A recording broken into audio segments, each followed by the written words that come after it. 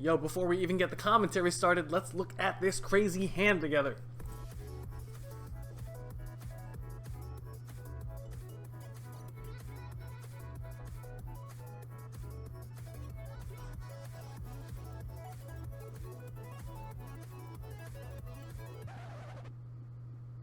Are you kidding me? This can't possibly be good, right? Round 2 of the new robot overlord coming after our asses. And man, I didn't even know what to think about this hand. First off, before I begin, I'm cat sitting, so if you can hear adorable little Mona Lisa in the background, please forgive me. She is needy and freaking relentless. Anyways, so we join the action. Six-handed as Pluribus makes it a little bit more than a min raise from the button, and Eddie, who is a very, very strong player and definitely one of those other players who you can put in the running for a LLinusLove candidate, goes ahead and 3-bets from the small blind. And Pluribus flats, as Pluribus should, with nearly all of the pairs that it doesn't want to 4-bet. I think in the sample size, Pluribus does fold pocket 3s on the button facing a small blind 3-bet one time, so it might actually fold 2s, 3s, and 4s with some frequency, but I imagine that it always is going to defend a hand like 5s through 9s with a majority flat, and then mix flatting and 4-betting with 10s plus. From Eddie's shoes, in a structure with 0 rake, facing a little bit larger than a min raise on the button, Eddie can flat a bunch of medium strength hands and go ahead and 3-bet a pretty much linear range with a little bit of suited connector polarization. It seems that this is the preferred strategy of both Pluribus and many of the elite cash game players that I've been analyzing from this experiment. This cat is going crazy. Here, when we quickly examine the Preflop model, we can see that the out of position 3-better from the small blind it's going to be pretty tight with only 11% of hands against the button's perceived 40 to 45 to 50% stealing range. It's going to be mostly linear, aka value heavy, 3-betting his stronger hands and flatting his weaker ones, but it's also going to be 3-betting his suited connectors very noticeably. I've never seen either Pluribus or any of the players that I consider to be the strongest flat these suited connectors out of the small blind, which probably indicates that everyone is using similar preflop solutions and that Pluribus agrees with them. As always, please take my preflop models with a grain of salt, though I do think this is a pretty reasonable approximation for what most studied GTO players are going to be 3-betting from the small blind, facing a 2 or 2.5x open. In position, if you raise about 40% of hands pre-flop, you should 4-bet about 10% of the time against one of the blind 3-betters. But because you have position, you should mostly call with a lot of your stronger suited hands. And interestingly, I never saw Pluribus 4-bet its lower suited aces. It always just flatted in position on the button. Same with a lot of these medium-suited Broadway hands. Though in many spots, I did see Pluribus turn Ace-Queen and King-Jack into bluffs more frequently than I think humans would. Importantly, 10 seems to be a majority flat on the button, and Pluribus definitely sets traps occasionally with Ace, King, and Queens. So Pluribus flats, and Eddie goes ahead and makes it 30% of the pot. Here in this model, I've given all of the players a variety of different bet sizes, donking options, all-ins. So even if this doesn't find the GTO model that either Pluribus or the human is using, it'll get in the very close ballpark of what the correct strategy is going to look like. Here's small blind versus the button. Eddie obviously is going to have the lion's share of aces, kings, queens, jacks. Both players should have 6-5, 7-6, and a6 to some frequency, although the button should have slightly more a6, but this is then counteracted by the fact that the button's going to have a wider calling range than Eddie is going to be 3-betting.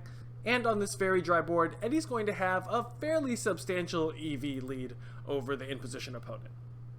As you can see, considering all of these factors, the small blind should obviously bet nearly his entire range, and after he does so, Pio recommends never folding any pair, occasionally raising some hands for value, occasionally raising some backdoor and double backdoor draws, but most importantly, almost never folding to such a small size bet on the flop.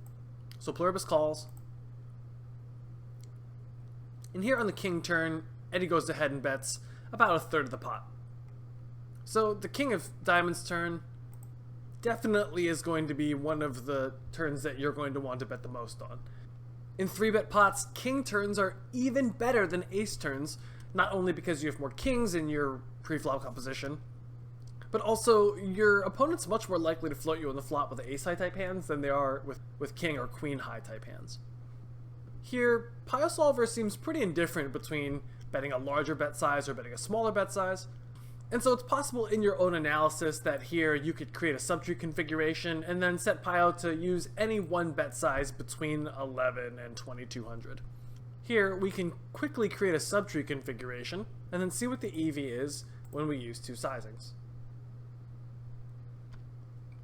Here on the turn, the out-of-position player makes 1945 with 2 sizings.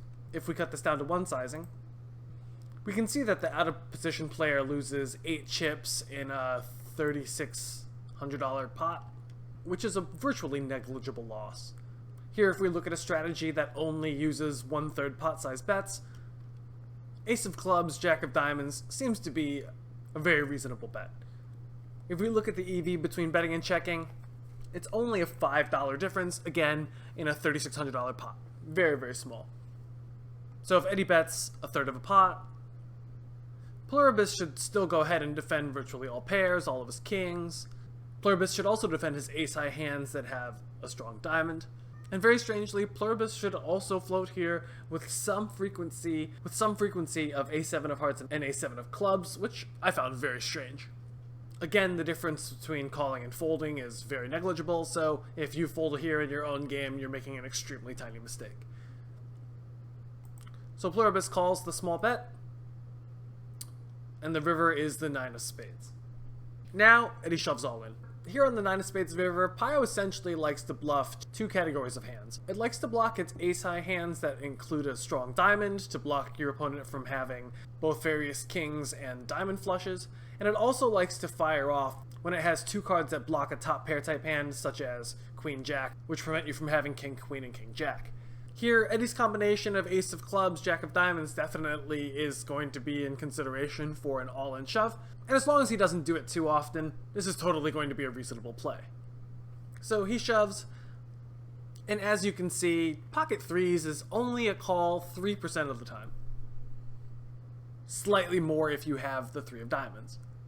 In fact, even though somehow Pio has incorporated calling with the 3s some fraction of the time into an unexploitable strategy, every time you call, you are burning $71. And Pluribus calls. Here on the river, this bet sizing is slightly different than mine on the model. It's only a couple percentages different, but the results on the end are going to be the same. Calling with pocket 3s should be an extreme minority play and is almost always losing chips, but somehow it is still part of an unexploitable strategy. Which probably also implies that very often, whenever you run a bluff on Pluribus, there's a small frequency where it's just going to randomly look at its hand, say that it's somewhat reasonable to bluff catch with because it actually has some showdown value and it seems to unblock all of Eddie's likely triple barrel bluffs. And you just can't take for granted the fact that you can just run Pluribus over every time that it has a weak hand. And if you think that the answer is that you should run less bluffs on Pluribus to compensate for this tendency, well then, you're going to open yourself up to getting bluffed when you check on the river here, or you're going to let Pluribus check through pocket 3s the other 96% of the time and realize too much equity in position. So this is definitely a line that Piosolver says is outright losing. I wonder if Pluribus knows something that we don't that shows that this is a profitable line, or is it simply acknowledging that in a vacuum that this is a losing call, but in totality this is part of an overall winning strategy?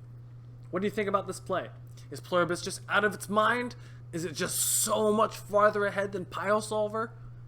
Or is it simply that our tiny human minds can't comprehend how this can be part of a winning GTO strategy?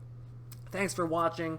As always, please like and subscribe. I've got thousands of more hands like this to go through, and I'll be eagerly putting out as many as possible in the coming weeks. Next week is my birthday. I'm going to be unavailable for a couple days, having a little staycation in Chicago, But if you want to get at me, please email me at alvinteachespoker@gmail.com. I'll see you soon, and good luck.